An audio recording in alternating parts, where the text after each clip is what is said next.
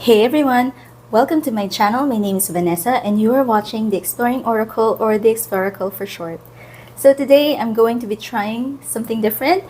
Um, it's it's also aligned with my goals or tarot goals for 2024, and that is I will be participating in a tarot tag, or doing a VR to Sarah from Tangy Tarot's channel, called the Asians on Tarot Tube tag. So I'm really quite excited about this. This was a tag that she created last year, and at the time when I saw it, I was really excited. I sent her, I commented on her video and all, and I wasn't really sure whether I wanted to do the tag because I'm pretty much an introvert. I don't really, I don't really tell a lot about myself, I guess.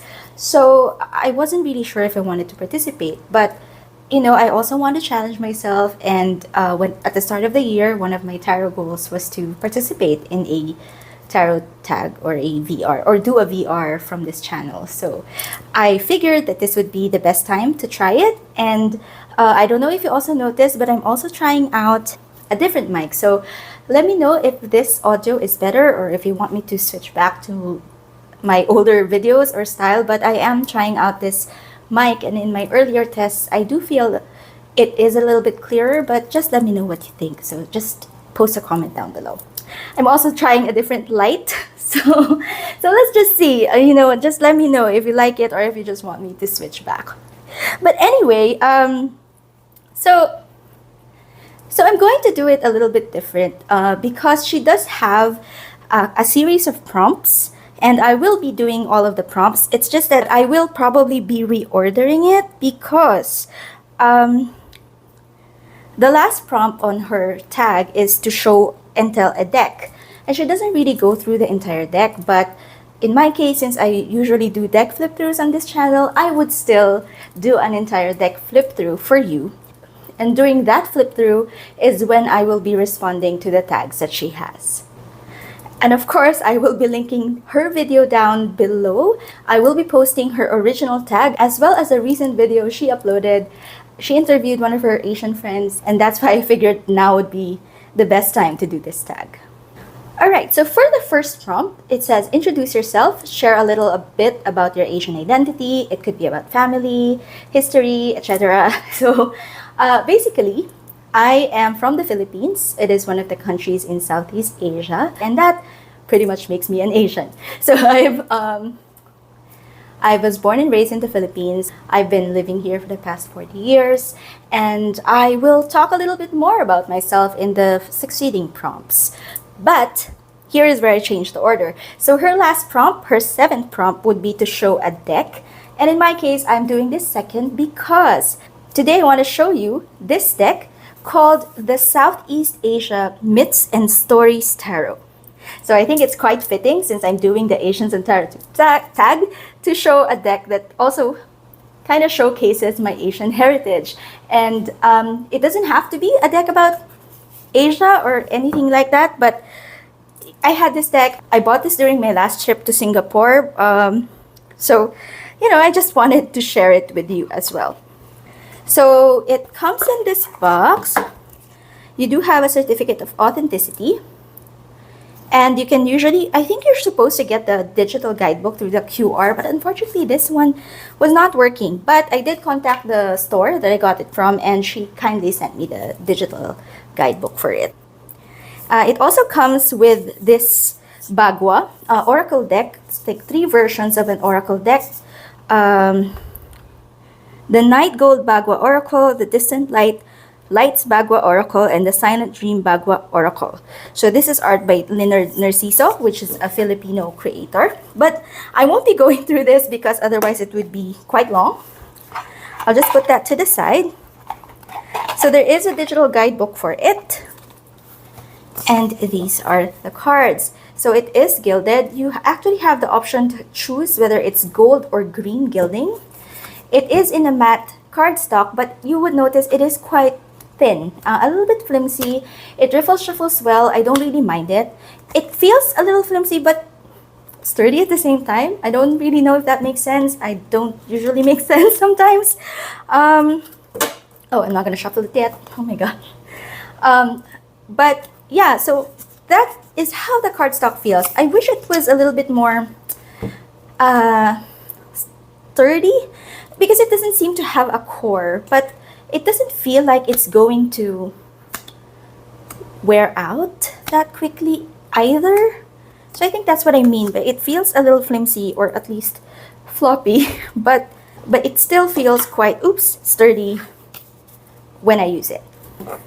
All right, so I will be zooming in so we can take a closer look at these cards, and then I will proceed to answer the rest of the prompts for the Asians and Tarot Tube tag. All right, so I zoomed in, and before I move on with the prompts, I do want to say that this deck is a collaborative effort from different artists from different regions of Southeast Asia. And I think that that is really cool, and you'll see that even though it is a collaboration of different artists, it does still seem to have a cohesive feel or look to it. I usually don't jibe with collaborative decks, but for this one, it does still seem like it's a cohesive theme all throughout. And also, I wanted to tell you a little bit of information about Southeast Asia. So it is a region in Asia that comprises 11 countries. So of course you have the Philippines, and then you also have Singapore, Thailand, Vietnam, Cambodia, Malaysia. Those are the countries that I visited already. And you also have Indonesia, Brunei, Myanmar, Laos, and Timor-Leste. So those are the ones that I haven't visited yet, but hopefully I can visit one of these days. Now, the second prompt from Sarah's Asians and Tarot Tube is your family notably religious, spiritual, or superstitious? How has that influenced your current spirituality? And I'm going to answer this while I flip through the images of the card. I would say my family is quite religious, especially my mom. I was brought up Catholic.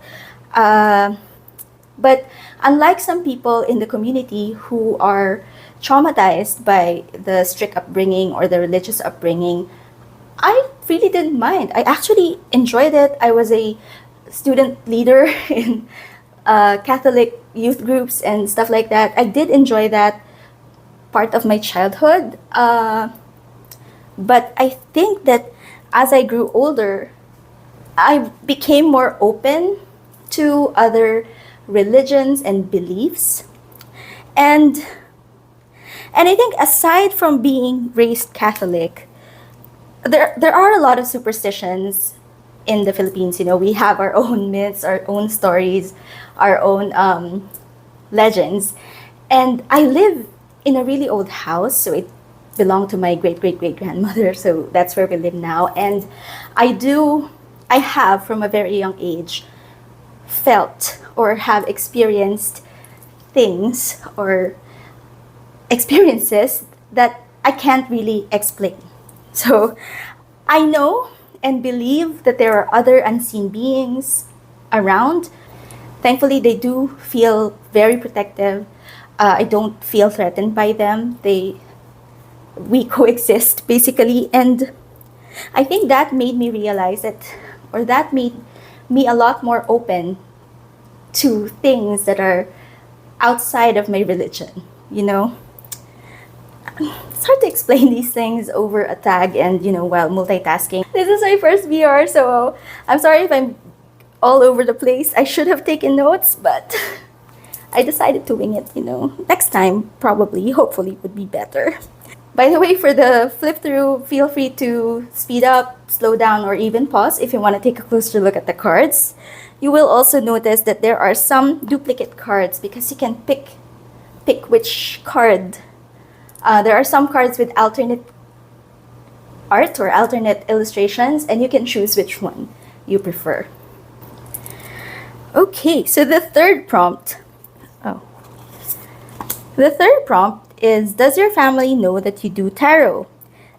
Have they had any opinion or response? So yes, my family knows I do tarot, especially my sisters. My parents know, but I don't think they know. But I don't think they know how big my collection has gotten and how much I've spent on tarot. They don't know about this channel. My sisters do. So at least in my family, everyone knows. My immediate family, everyone knows. My parents are I don't really think they have much of an opinion about it. My sisters, I actually influenced them to also start reading for themselves.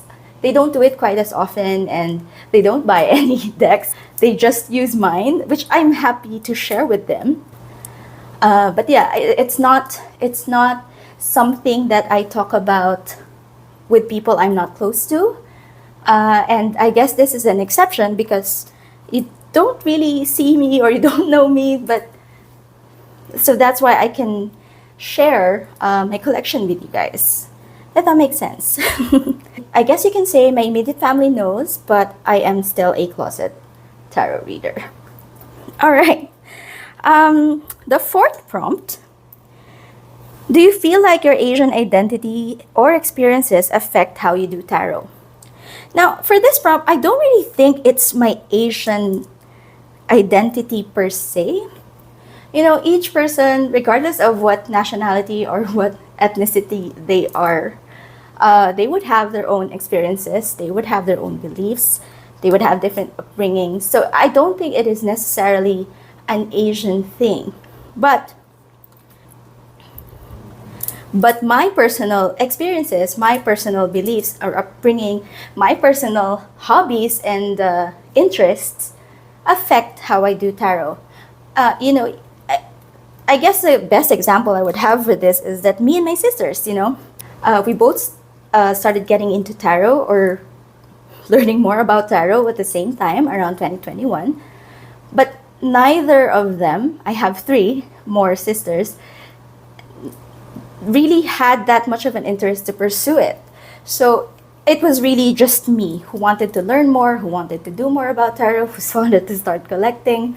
So I think that it's not an Asian thing. And it really is going to be something that would vary per individual. But that being said, how I do tarot, I would say that since I was raised Catholic, I was raised believing in my God and basically these entities. I do feel my connection with tarot is not as spiritual as some other people. It's really more of a psychological tool for me, and I do look at tarot in a more educational sense, in a more psychological sense, as compared to some who might be leaning towards tarot on a more spiritual scale.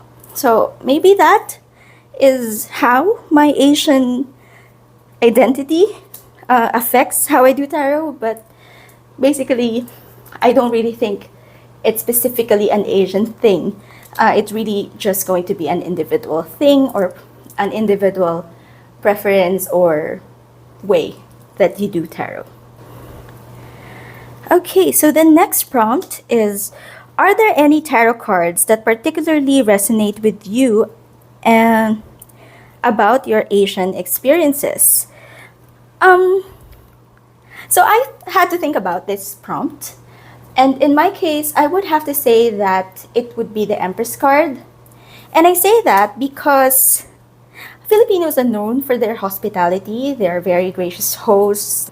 And I'm sure that if you go into a hospital, probably anywhere in the world, you would see or you would find a Filipino nurse. So we have this very caring, very nurturing kind of energy, which I do associate with the Empress a lot. That's going to be my pick for that prompt. And also, the Empress card is I forgot if it's called like the life card or the, but basically it's when you add up your birthday and it comes up with a tarot card. The Empress is my card. So I do resonate a lot with that card, and I do feel that that also reflects myself, my Asian experience, and how I am basically, and that's how I relate that to that prompt. Okay, and the last prompt, because I'm already doing the show and tell, is why do you want to find other Asian tarot friends? And quite honestly, I did say at the start of the video that I am an introvert. I'm not necessarily looking or actively looking for new friends, but I do acknowledge and I do realize the importance of having a connection and people that you can basically you have the same interest, or basically having a safe space to talk about things. None of my friends, none of my close friends do tarot. My close friends know I do tarot, but they don't really, and they get an occasional reading basically, but they don't really have that same interest.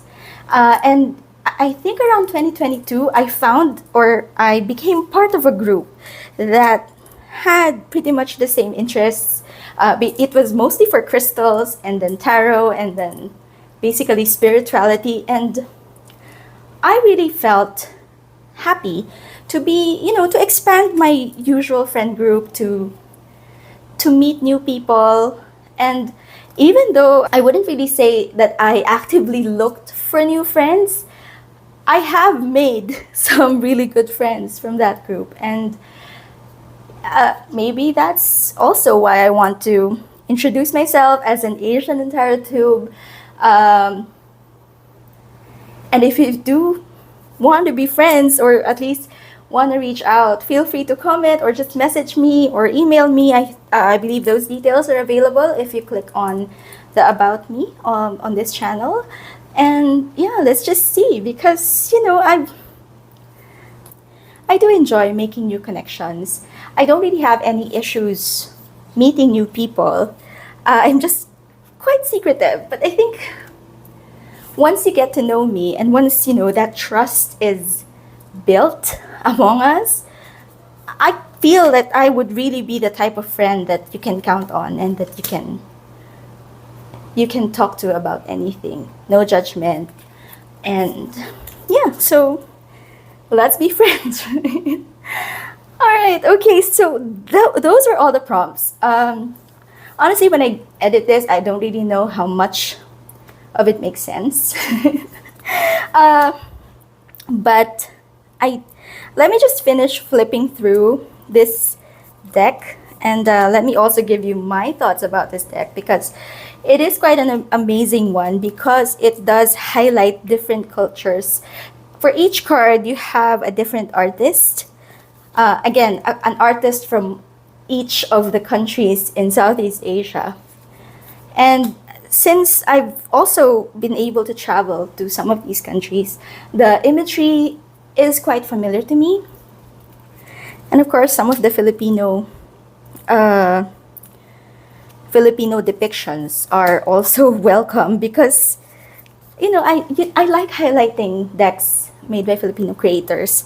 I wouldn't necessarily say that I resonate with all of them, but I do love having them in my collection, and I do love showcasing them and showing them off to others.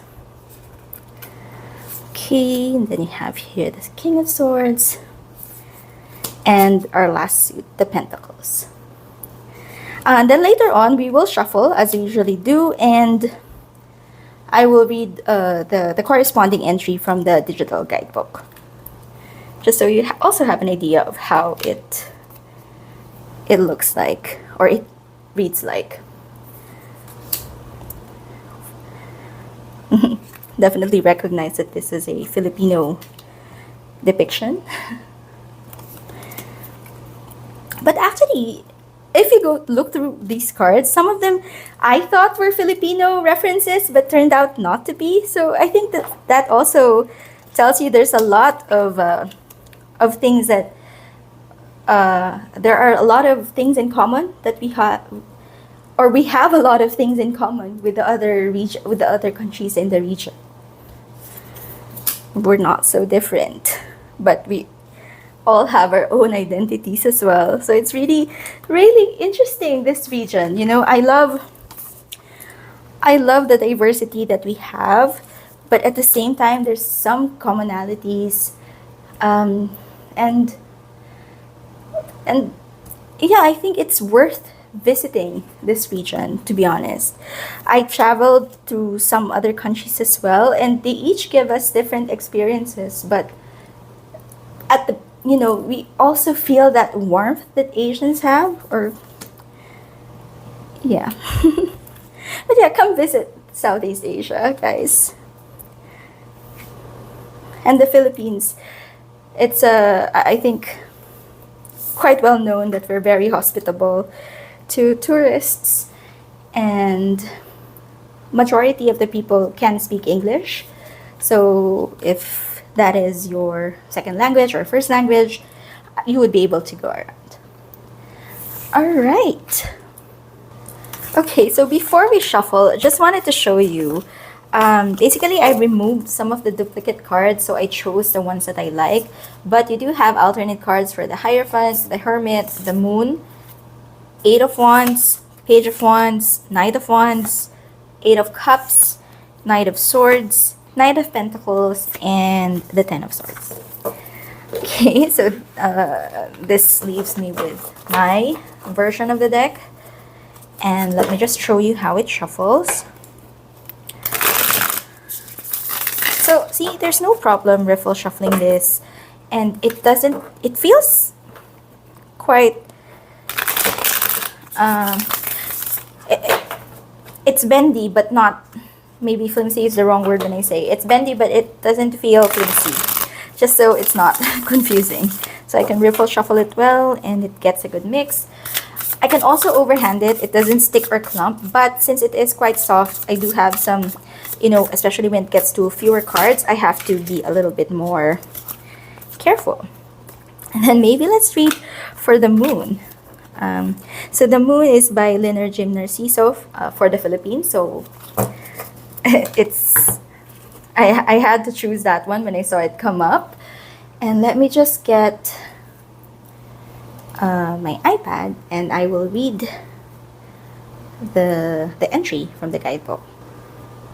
Okay, so the way the guidebook is laid out as well, it tells you if basically you have the section of the main major arcana, the cards themselves, and then you have a section for the alternate cards. And it turns out that the Moon that I chose is the alternate card. And just want to show you how much information is on each card. Basically, for each card, it is a full page of information. And it says here, the Moon. So it's art by Leonard Jim Narciso for the Philippines on Philippine Moon Legends. This alternative moon card features elements from several moon legends from the Philippines. The lady in it represents the fierce and radiant moon goddess Malyari, whose beauty shone like a beacon in the night. Three they were originally, the first gods to awaken in the eldest days, siblings whose wards were the sky. The eldest was Apolake. With a warrior's visage, he ruled the sun's realms. After him came his sister Malyari, both beautiful and formidable, whose long dark hair was like the silken skies of the evening, and whose face represented the light of the moon. For in those days, the moon shone as bright as the sun. Last of the three was the gentle goddess Tala, whose twinkling eyes and sweet smile were like the soft comforting glow of the star's light in the night sky, for these were her particular charge. One day, Apolake and Malyari had an altercation which turned into physical fighting. One of Malyari's eyes was blinded by Apolake's spear. While she was still beautiful, even with one eye blinded, the wounding was said to have dimmed her radiance. The two deities eventually reached a truce and even managed to live peacefully in their respective realms in the sky. This tale was how the elders explained why the moon's light is dimmer than that of the sun's. The other figure in the artwork is the fabled celestial dragon Bakunawa, one of the many moon-swallowing creatures in Philippine mythology. The spider web behind them also references another moon swallower, this time in the form of a giant celestial spider. It was said to swallow the moon in full, so as to hide it from the eyes of people on Earth. The moon, one way or the other, somehow manages to escape from being completely consumed, and it comes back to its place in the night sky. In other tales, there are more than one of these celestial serpents, and some of them have a translucent underbelly, like the flesh of some small fish, and that when it swallows the moon and attempts to consume it, part of the moon's light can still be seen from its stomach. These moon-swallowing tales were how the ancients explained the occurrences of lunar and even solar eclipses, with a dragon with translucent bellies explaining partial eclipses. So the guidebook actually spends a lot of time talking about the story behind the art on the deck, and there is also a small section at the back at the back of the deck that tells you the traditional meanings of the cards. So specifically for the moon, it says hidden enemies, danger, calumny, darkness, terror, deception, occult forces, error, or errors. Reverse, it says instability, inconstancy, silence, and lesser degrees of deception and error. So I'm not really sure how well I resonate with the meanings that were in the guidebook, specifically for this card. But I did enjoy reading about the story of Apolacan, Malyari, and Tala.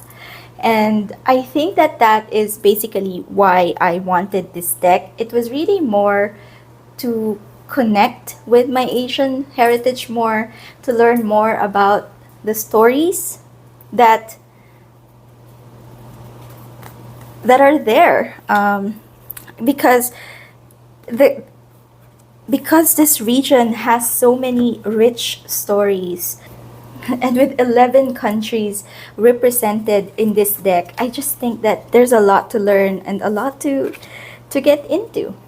And yeah, the art, there are some cards that I like more than others. Maybe it's really the style. That's the issue mostly with collaborative decks. But since it is all throughout a Southeast Asian myths and stories tarot, I do feel it's cohesive enough for me to keep using. And yeah, so I hope you enjoyed this flip through as well as my attempt to respond or to make a VR or participate in a tag. And let me know your thoughts, let me know your comments, or let me know if you want to connect and be friends. And I hope you found this video helpful. And if you did, don't forget to click on the like button and do consider subscribing to my channel. See you again next time. Bye!